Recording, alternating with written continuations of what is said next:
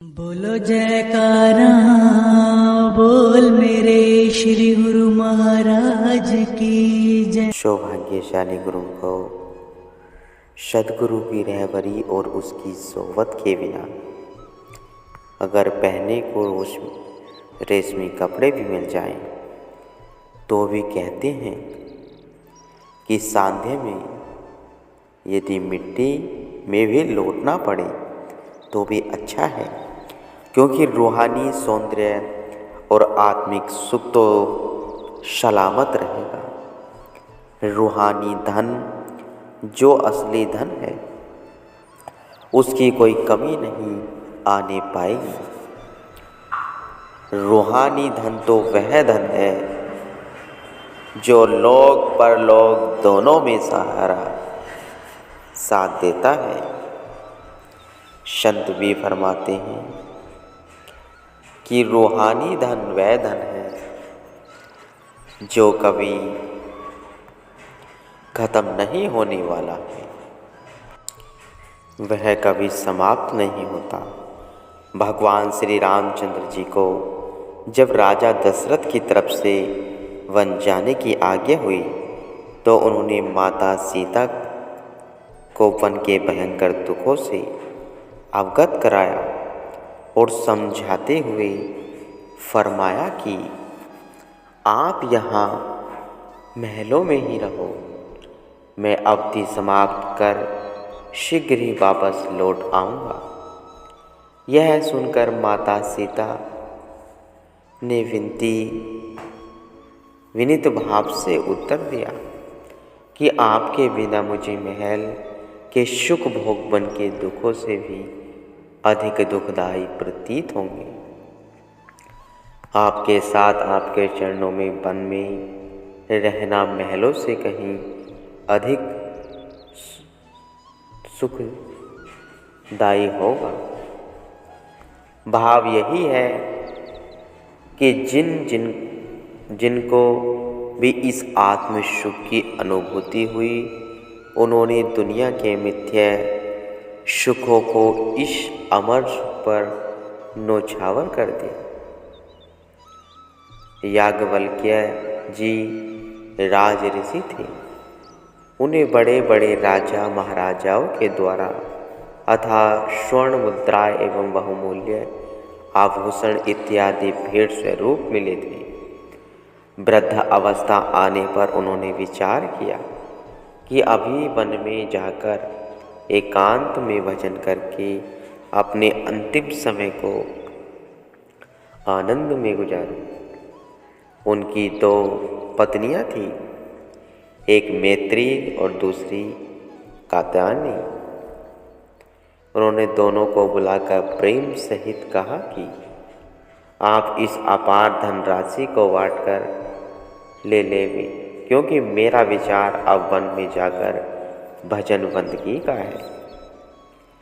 मैत्री ने विनती की कि आप यह सारा धन कर कात्यायनी को सौंप दें और मुझे अपने साथ वन में ले चलें। ऋषि याज्ञवल्क्य जी ने कहा कि वन के दुख तुमसे सहन न हो सकेंगे, इसलिए हमारे विचार में तुम यहीं रहो। मैत्री ने कहा कि मामूली समझ वाला इंसान भी सुख को छोड़कर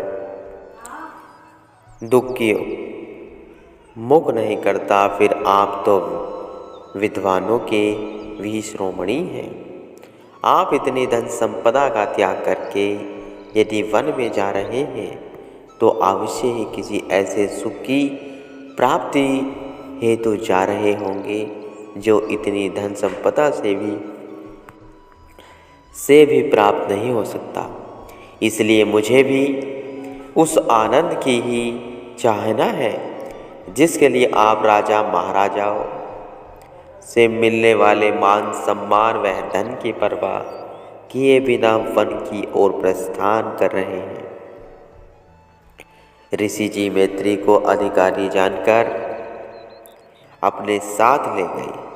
वन में ऋषि जी की पावन संगति में उसने वह आत्मा सुख पाया जो शाश्वत और अविनाशी था, जिसका कभी भी नाश नहीं हो सकता।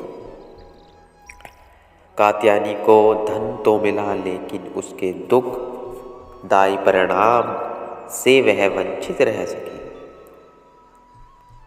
त्रिकाल दिव्य दुख में उपाय रक्स अंत में। शुक्तावली में फरमाया है, सांसारिक धन तीनों काल में दुखदायी होता है। सर्वप्रथम धन उपार्जन करने में दुख सहन पड़ता है, सहना पड़ता है, फिर उसकी रक्षा करने की कठिनाई, और जब खर्च होकर नष्ट होता है तभी अपार दुख का कारण बनता है।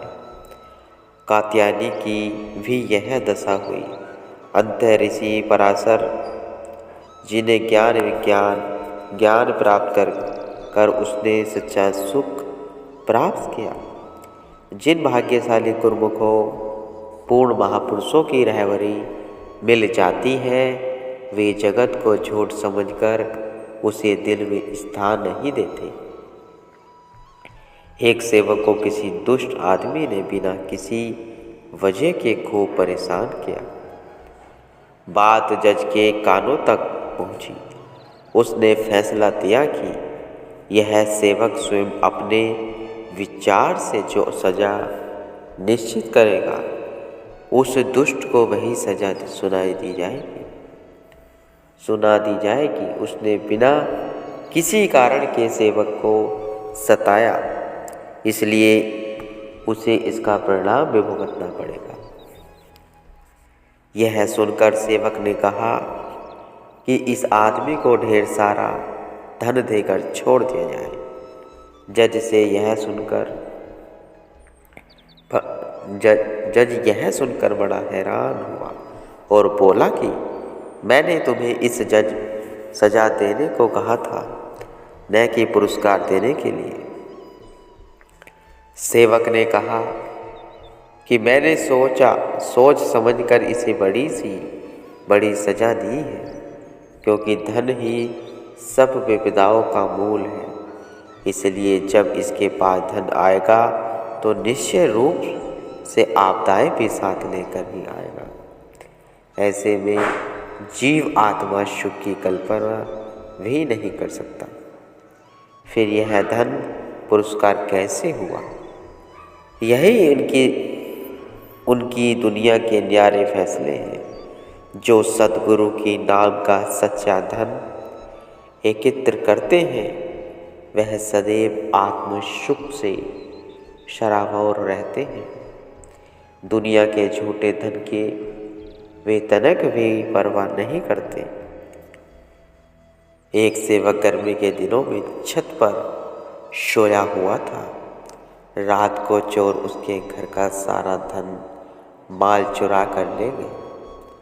प्रातः जब वह नीचे उतरा तो सब कुछ चोरी हुआ देखकर चोर जोर जोर से हंसने लगा। उसे हंसता देखकर लोगों ने हैरान होकर उसके हंसने का कारण पूछा। कहने लगा कि सब कुछ चोरी हो जाने पर भी मैं लाभ में हूँ, क्योंकि जब मैं इस दुनिया में आया था तब मैं निवस्त्र था, लेकिन अब मैंने शरीर पर ये वस्त्र धारण कर रखे हैं, इसलिए अब भी मैं लाभ में ही हूँ। ऐसा सांत्वना भरा उत्तर पाकर वे सब उसके सेवक के चरणों में नतमस्तक हो गए और कहने लगे कि आप धन्य हैं, आपने सच्ची संपदा एकत्र रखी है। भगवान की रजा में राजी रहना सीख लिया है। मालिक की प्रेरणा से उन सब ने उसे पुराने सामान के बदले नया सामान वह कपड़े इत्यादि खरीद कर दिए। कुछ दिनों के पश्चात वह चोर भी पकड़े गया। उनसे भी सारा सामान वापस ले लिया गया। इस प्रकार प्रभु के प्यारे यही भी सकुशल रहते हैं और आत्मा सुख से मालूम माल होकर अपना परलोक भी सुहेला कर जाते हैं। आत्मा का अर्थ परमात्मा से है। यदि आत्मा को सुख रखना चाहते हो तो श्री गुरु महाराज जी के दिए हुए शब्द का अभ्यास किया करो। गुरुमुखो, अपने हर एक सदस्य को 2 घंटे भजन के लिए जरूर किया करा करो, क्योंकि 2 घंटे भजन का मतलब है आत्मा का सुख रूप हो जाना। यदि आत्मा सुखी हो जाती है तो परमात्मा को सुख का आनंद अनुभव होता है। यही सच्चा सुख है गुरुमुखो।